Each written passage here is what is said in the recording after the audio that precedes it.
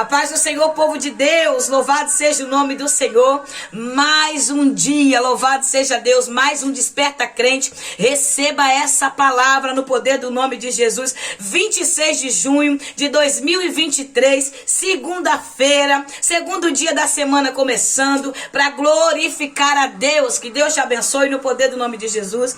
Fica aí comigo, eu creio que o Senhor vai falar no teu coração. Hoje nós estaremos na primeira epístola de João, amém? Essa epístola poderosa que vai nos fortificar muito, porque a fé vem por ouvir a palavra de Deus. A fé vem por ouvir a palavra, por praticar a palavra, mas não sejais somente ouvintes, sejais também praticante da palavra, porque senão vai ficar enganando a si mesmo, amém? Eu acredito que o Senhor tem uma palavra para os nossos corações. Vamos orar no poder do nome de Jesus e eu creio que o Senhor falará muito mais ao nosso coração, amém? Pai, em nome de Jesus, eu quero te glorificar e agradecer ao Senhor por esse privilégio de poder sentar aqui e gravar esse vídeo, para que os teus filhos, as tuas filhas, ó Pai, ouça a tua palavra. Senhor, me usa mais uma vez pela tua misericórdia, pela tua graça. Ah, Senhor, poder no teu nome, eu acredito, Senhor, nada vem de nós mesmos, tudo vem do Senhor, porque é o Pai das luzes. O Senhor é poderoso, tu és Deus fiel. Senhor, toda misericórdia e graça está sobre o Senhor. O Senhor derrama sobre nós neste momento, no nome de Jesus. Amém. Louvado seja Deus. Primeira epístola de João, escrita aproximadamente no ano 89 depois de Jesus, que Jesus sobe ao céu. O apóstolo João já está aqui numa certa idade, aproximadamente uns 90 anos, está bem de idade já. É tanto que ele vai chamar os seus irmãos em Cristo de filhinhos. Isso é um palavreado de amor. Ele vai chamar de filhinhos, né? Porque o amor dele é grande por esses irmãos. E ele chama os irmãos de filhinhos na fé, né? O zelo, o amor, o cuidado. O conteúdo desta carta, ele vai mostrar o grande amor e carinho espiritual que ele tem pelos irmãos. Ele vai confrontar o gnosticismo, como a epístola de Pedro também confrontou, bateu de frente contra o gnosticismo. Gnosticismo, irmãos, eu já expliquei nas outras epístolas que eu li, que a gente estivemos estudando junto, mas eu vou trazer um pouquinho a mente dos irmãos de novo, em nome de Jesus. O gnosticismo, no grego, significa gnosis. Então quer dizer conhecimento. O que acontecia? Esses hereges aqui, eles pregavam para as pessoas e ensinavam os irmãos que bastava ter conhecimento espiritual e tá bom. O corpo, a matéria, não precisava passar por nada. Então, podia fazer o que queria, podia ficar à vontade. Eles empregavam heresia dizendo que Jesus veio à terra, mas não era homem, não veio como homem. Jesus veio um espírito. Eles queriam dizer que Jesus não andava. Que quando Jesus andava na terra, não ficava marca no chão, porque Jesus estava em espírito, não estava em corpo. Eles queriam contradizer a verdade do evangelho que os apóstolos estavam pregando. Quando você vai no versículo 1, você vai ver que João escreve assim, ó: o que era desde o princípio, o que ouvimos, o que vimos com os nossos olhos, o que contemplamos e as nossas mãos apalparam. Aqui João já está jogando por terra a heresia deles, ó, a respeito da palavra da vida. Aí quando você vai para o evangelho de João, né, o evangelho de Jesus Cristo, segundo escreveu João, no versículo 1, você vai ver, ele fala: no princípio era o verbo, e o verbo estava com Deus, e o verbo era Deus. Então ele vai estar dizendo aqui, se você ligar esse versículo aqui com o versículo 1 de João, você vai ver que o apóstolo João está afirmando que Jesus veio como homem. Veio como homem, ele é o filho do homem, o filho de Deus. É isso que o apóstolo João está dizendo. Então ele está quebrando essa heresia, que esses hereses, que esses gnosticismos, eles falavam que Jesus veio como espírito. Então eles ensinavam o povo que o corpo era matéria, então cuidava só do espírito e o resto podia fazer. Então eles podiam profanar bastante, viver na libertinagem, fazer o que quiser, que foi o que na epístola de Pedro, na epístola de Judas, eu falei aqui, amém? Então isso aí já está sendo quebrado pelo apóstolo João. Ó, a palavra de Deus se fez carne, aí Pigofim vai dizer isso, a palavra de Deus se fez carne, porque eles diziam para o povo que não precisava ter cuidado com o corpo. Então João vem jogando por terra essa heresia desses helenistas, né? E fazendo o quê? Que o povo raciocinasse que o que eles ensinavam era engano. Mas para quem gostava da heresia, era um prato cheio para os pagões. Aqueles crentes que gostam de ficar na igreja brincando de ser crente, prostituindo, adulterando, fazendo tudo que quer, depois fala: Deus só quer o coração. Não, Jesus não é radical assim não.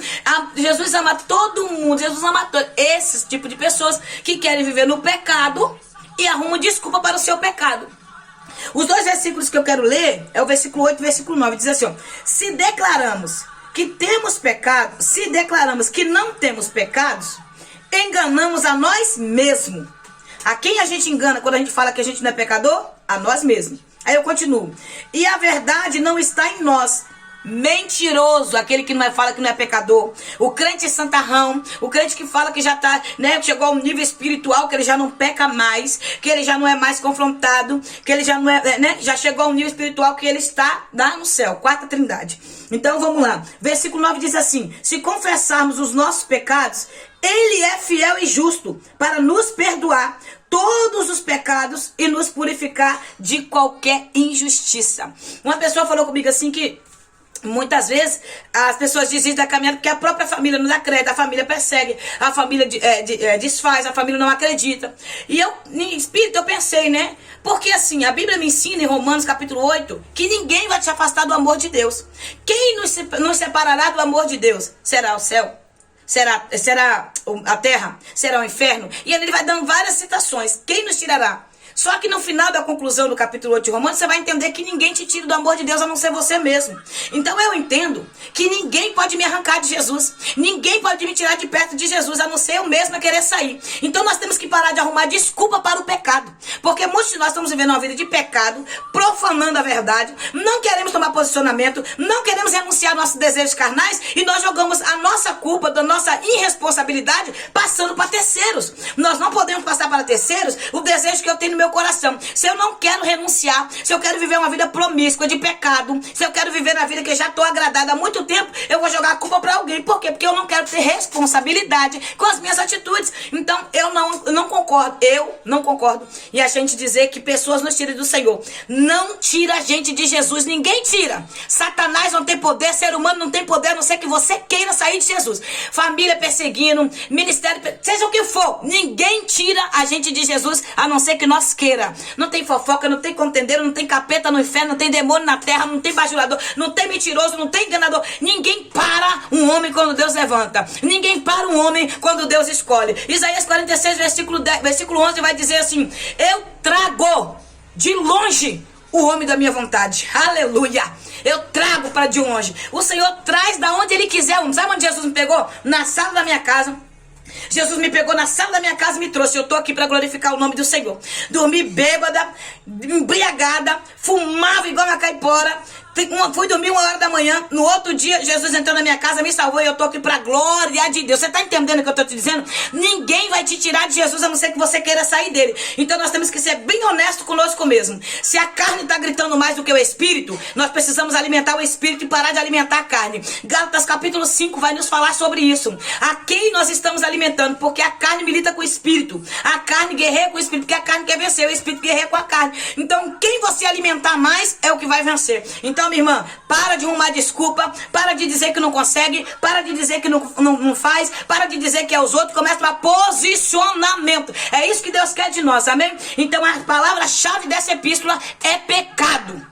A palavra-chave dessa epístola é pecado. Então não arruma desculpa para o seu pecado. Ao contrário, abandona o pecado, porque aquele que abandona o pecado alcança a misericórdia. Amém? E aquele que confessa e deixa, alcança a misericórdia. Então o versículo 9 vai falar: confessamos o nosso pecado. Quem confessa? Quem confessa o pecado? Jesus é fiel e justo para perdoar. Então, não podemos mais, irmãos, viver um tempo onde nós estamos jogando culpa dos nossos erros para cima das pessoas.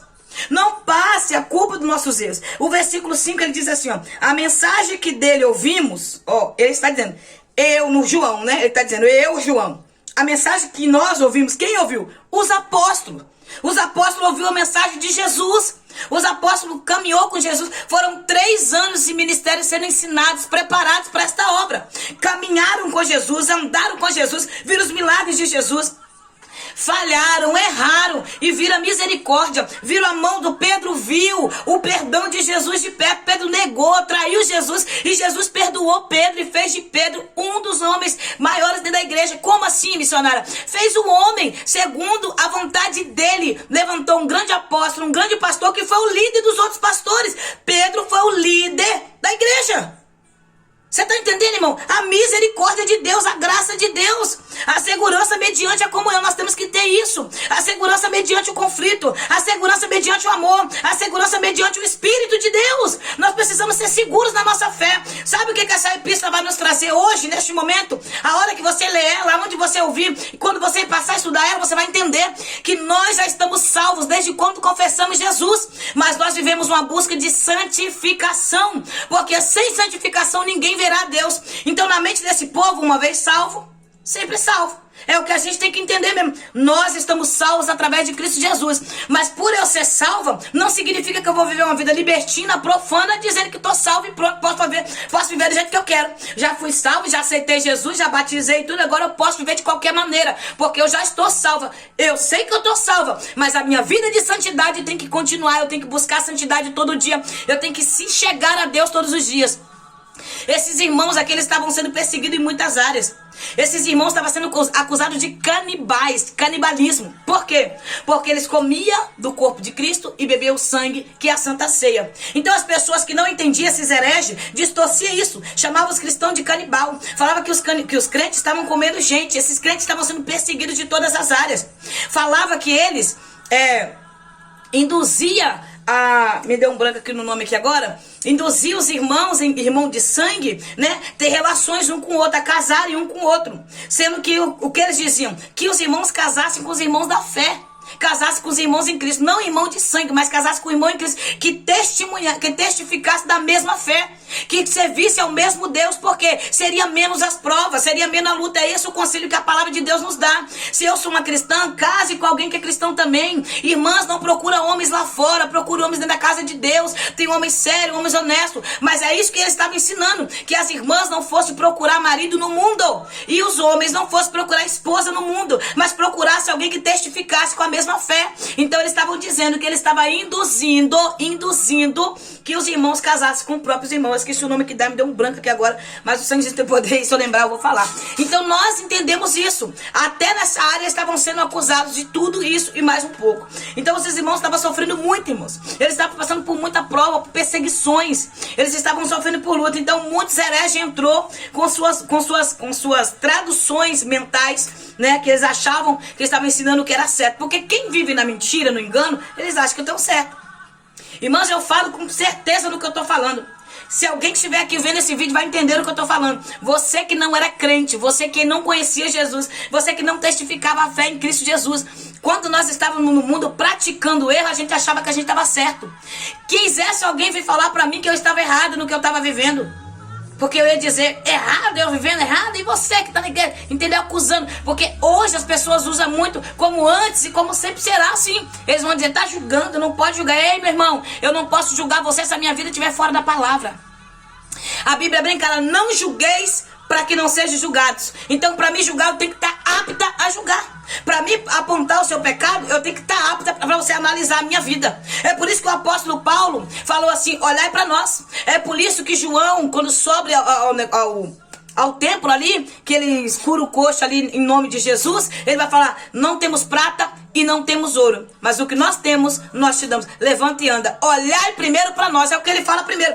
Olhai primeiro para nós, quer dizer, a minha vida condiz com o que a palavra de Deus diz. A minha vida é reflexo de Jesus. Então, Jesus tem que refletir na minha vida para que você olhe para mim e veja a diferença. Então, para mim te julgar, alguém tem que olhar para mim e me julgar também. Você está entendendo? Então não julgueis para não ser julgado. Você quer julgar, mas se a sua vida não está dentro do que a palavra de Deus diz, então fique calado, fique quieto. Se você quer falar de mal pagador e você não paga, se você quer falar de ladrão e você rouba, se você quer falar de mentiroso e você mente, então fique calado, se a sua vida não está transformada. Entendeu? Então não julgueis para não ser julgado. Não para com esse negócio, não pode julgar.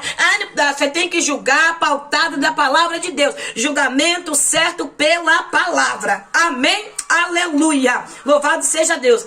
A mensagem, ele vai falar, a mensagem que ouvimos é esta. Eles ouviram e também estão pregando. Ele está dizendo, versículo 5, você lê e você acompanha. Deus é luz e nele não existe a mínima de sombra de treva. Eita Jesus. Ele está dizendo, nós ouvimos essa mensagem, Deus é luz e nele não há uma sombra, uma variação de treva. Então quer dizer, se Jesus é luz, nós temos que ser a luz do mundo.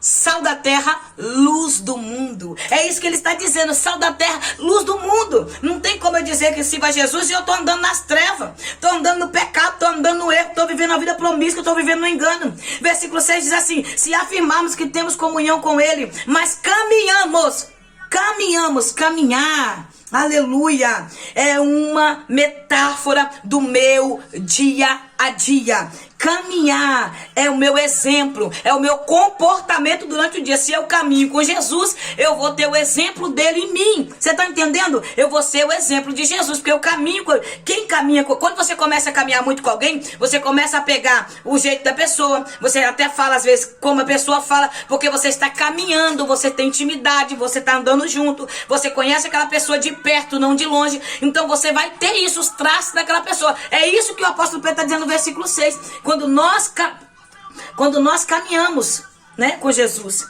e nós não andamos nas trevas, somos mentirosos quando falamos que andamos na luz e andamos nas trevas. Olha só, versículo 6. Se afirmarmos que temos comunhão com ele, mas caminhamos nas trevas, somos mentirosos e não praticamos a verdade.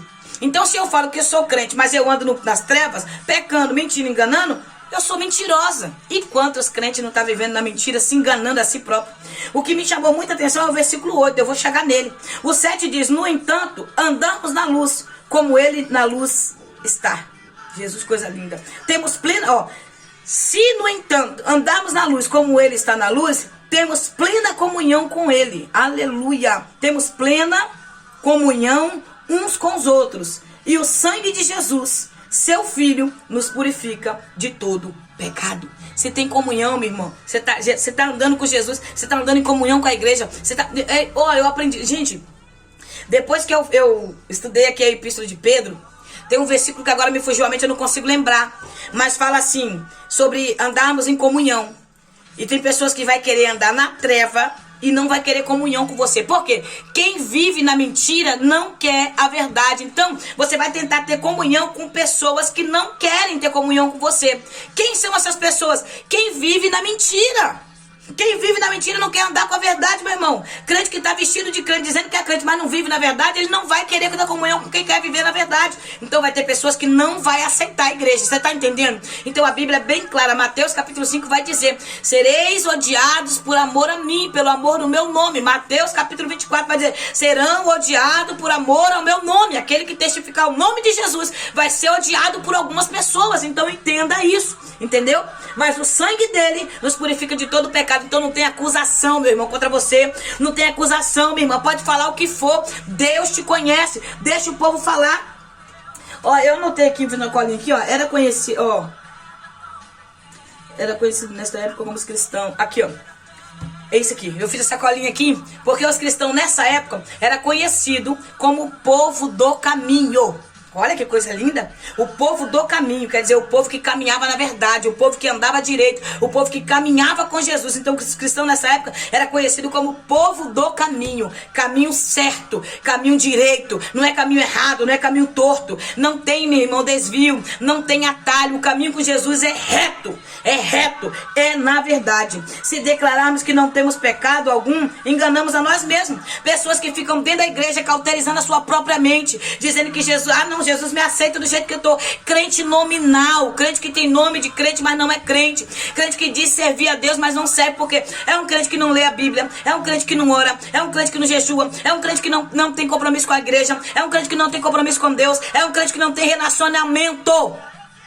Esse crente que não tem relacionamento, para você ter relacionamento com alguém, você precisa conversar, você precisa ter diálogo. Crente que não tem diálogo com o Senhor, crente que não tem intimidade, relacionamento com Deus, pessoas que estão dentro da igreja se enganando. Mateus capítulo 5, finalzinho dos versículos, vai dizer assim, ó, que muitos naquele dia vai dizer, Senhor, Senhor, em teu nome eu profetizei, em teu nome eu preguei, em teu nome eu fiz a obra, e o Senhor vai dizer, apartai de mim que eu não conheço. Vós que eu não conheço. Quantas pessoas estão liderando, estão na frente de trabalho, estão na igreja, tomando conta de igreja, estão pastoreando, estão rodando o mundo pregando, estão cantando por aí. Mas quando chegar naquele dia, o Senhor vai, apartai de mim, porque eu não conheço. 1 Coríntios capítulo 9, versículo 27, o apóstolo Paulo fala, eu esmurro meu corpo para que domine sobre ele. Para quê? Para que eu não pregue aos outros e seja reprovado. É isso que o apóstolo Paulo está dizendo em 1 Coríntios. Nós precisamos entender isso, irmãos. Não adianta eu sentar aqui para gravar vídeo para vocês caminhando para o inferno. Não adianta eu vir falar a verdade, condenar o pecado aqui, praticar o pecado. E naquele grande dia eu ser reprovada, porque eu vivi uma vida de mentira, vivi uma vida promíscua, vivi uma vida de engano, uma vida de libertinagem, uma vida de heresia, uma vida de apostasia, enganando a mim mesma, como o versículo 8 está dizendo. Se declaro que não tenho pecado algum, eu engano a mim mesma. Então, irmãos, é hora de nós declararmos ao Senhor, confessarmos, como o versículo 9 diz. O versículo 9 diz assim, ó: se confessarmos os nossos pecados, Ele é fiel e justo para nos perdoar todos os pecados e nos purificar de qualquer injustiça. Você está entendendo, irmão? Fala para Deus o que está dentro do seu coração. Às vezes tem inveja, às vezes tem contenda, às vezes tem a língua grande aí que gosta de fofocar, falar mal. Pessoas que fala com a boca que ama, quando a pessoa vira, fala que odeia. Mais pra frente nós vamos falar sobre esse assunto. Pessoas que estão dentro da igreja se enganando, dizendo que é aquilo que não é. Quantas pessoas se intitulam aquilo que não é. Pessoas que dizem que são missionários, pessoas que dizem que são presbíteros, pessoas que dizem que são apóstolos, são pastores, pessoas que se intitulam e dizem que são aquilo que não são, estão se enganando. Pessoas que vivem pelo tempo de casa. Eu tenho 40 anos na igreja, eu tenho 20 anos na igreja, eu tenho 10 anos, eu tenho 1 ano, 5 anos, seja lá o tempo que for. Mas tem pessoas que ficam se vangloriando com quanto tempo tem na igreja. Tempo de casa não salva ninguém, meu irmão. Tempo de casa não salva ninguém. O que salva uma pessoa é o relacionamento, é a sua vida dedicada ao Senhor, é a sua vida de santidade. Tempo de casa não salva ninguém. Carteirinha de membro não salva ninguém. Carteirinha de missionária não salva ninguém. A minha carteirinha de missionária não vai salvar, meu querido, a minha alma, se eu não tiver uma vida com Deus. Para com isso, não se engane. Não vos enganeis. Aleluia. É melhor nós confessarmos. Pessoas cheias de orgulho, cheias de arrogância, cheias de inveja dentro da casa do Senhor, mas não confessa a vida promíscua que vive. Aleluia. Versículo 10. Se afirmarmos que temos cometido pecado, nós o fazemos mentiroso, e a sua palavra não está em nós. Se afirmarmos que não temos cometido pecado, perdão, eu li errado aqui. Se afirmarmos que não temos cometido pecado, nós o fazemos mentiroso. Quem mentiroso? Jesus. Se a sua palavra não está em nós. Se nós ficarmos dizendo, eu não sou pecador, Deus me livre, não peco, eu não aceito pecado sobre a minha vida, eu não sou pecadora. Pessoas que ficam dizendo que não é pecador, que não aceitam o pecado. Tem crentes, irmão, que dizem ser crente e fala que não acredita no negócio de pecado. Eu não peco, eu sou santo, mas a maioria é profano, mentiroso, fofoqueiro, enganador, pecadores. Sabe por quê? Quantas pessoas estão na igreja, ouvem a palavra de Deus, mas ficam procurando defeito para não receber aquela palavra? É pecado, pecado do orgulho, pecado da soberba. Quantos de nós falamos sobre, irmãos? Todos nós somos pecadores, nós estamos lutando todos os dias contra a carne, contra o pecado. Então não fica dizendo que você não é pecador. Diga ao contrário, que você é um miserável e precisa da misericórdia de Deus todos os dias. Amém? Capítulo 1, nós vamos encerrar aqui.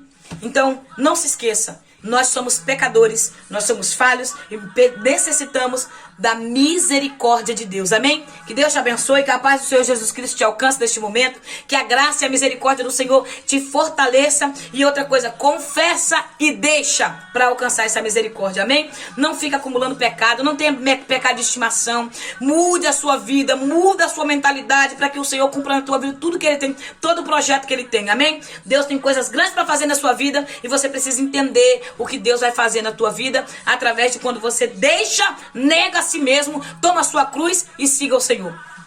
Aquele que quiser seguir a Jesus, toma a sua cruz, deixa o pecado e caminha. Amém? Errar, todos nós erramos, mas o erro é você permanecer no erro. Pecou, peça perdão, não faça mais e siga em frente. Amém? Não tenha remorso, tenha arrependimento. O remorso me faz pecar e continuar pecando. O arrependimento me confronta ao ponto de eu não pecar mais. Amém? Deus te abençoe, que a paz do Senhor alcance a tua casa, a tua família. Tenha misericórdia de cada um de vocês no nome de Jesus. Amém? Deus abençoe, ore por mim, eu oro por você. Você que tem pedido oração, que tem colocado aqui no comentário, ora por mim, eu tenho orado por vocês. Hoje mesmo vou estar pegando todos os nomes que já foram colocados de mais pedidos ali e passando pro meu caderno, em nome de Jesus, orando por vocês. Tá aqui meus 2 cadernos, né? E nós estamos aqui orando pelo nome de Jesus. Eu creio que tudo vai acontecer conforme eu querer a vontade do Senhor. Mas como eu sempre digo, não adianta adianta eu orar pela sua vida e você não querer uma transformação. Então abandona o pecado, aceita Jesus, prossiga na caminhada e nós chegaremos ao céu junto. Você que tem pedido oração, você que tem retornado ao caminho do Senhor, fica firme com Jesus, procura uma igreja cristocêntrica, uma igreja que testifica, que prega Jesus, que fala da verdade, do arrebatamento, do retorno de Cristo, que fala da cruz, que fala que Jesus remiu todos os nossos pecados na cruz. Prossiga a caminhada, olhe para Jesus e para a igreja verdadeira, amém? E não procure perfeição em homens. Homem é falho, pecador, e nós estamos aqui buscando uma vida em Cristo para melhorar, amém? Se Deus assim nos permitir, amanhã nós estamos aqui no poderoso nome de Jesus. Deus te abençoe, ore por mim e ore por você, amém?